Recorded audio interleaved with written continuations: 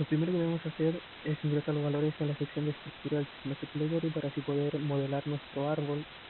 de vasos, los cuales utilizaremos para analizar el sistema circulatorio. En la segunda parte también tenemos que ingresar valores como la viscosidad del plasma, presión, o sea, la densidad de la sangre y la concentración de cloruro. En la parte de presión sistólica y diastólica vamos a utilizar datos acordes a una persona hipertensa para observar qué sucede en el sistema circulatorio en personas con esta afección. Guardados estos datos podemos empezar a utilizar las ecuaciones para calcular la diferencia de presión, las secciones con la fórmula de superficie de un disco y la viscosidad de la sangre para calcular la resistencia.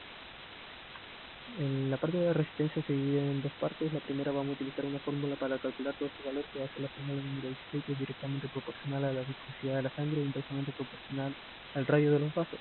Es por esto que cualquier sustancia que afecte uno de estos dos valores va a afectar directamente a la resistencia hidráulica.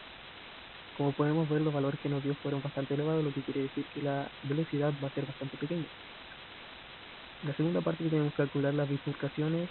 que vendría siendo la separación que posee cada vaso, y con este valor podemos empezar a sumar las resistencias con la fórmula 22 para sumar en paralelo y la 18 para sumar en serie, y así obtener una resistencia hidráulica total. Con este valor podemos obtener el flujo total de sangre con la ley de Darcy, que vendría siendo la fórmula 13, y obtenido este valor podemos calcular el flujo en los demás vasos. Este valor nos dio bastante bajo, ya que en personas hipertensas las arteriolas tienden a contraerse, disminuyendo el radio por donde circula la sangre, lo que provoca que el corazón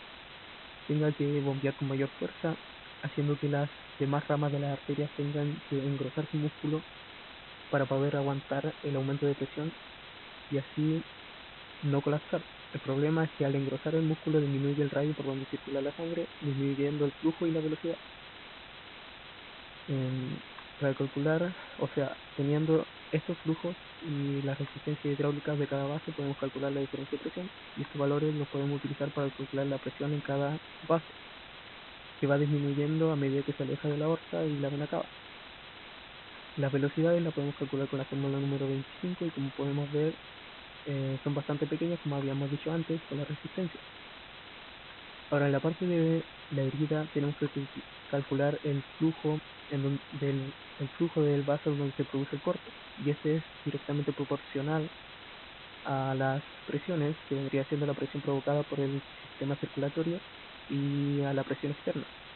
Es por esto que hay mayor probabilidad de sangrarse en vasos con alta presión y con harto flujo de sangre, como la aorta o principalmente la aorta, ya que como vemos tiene harto flujo y anteriormente habíamos calculado la presión que también era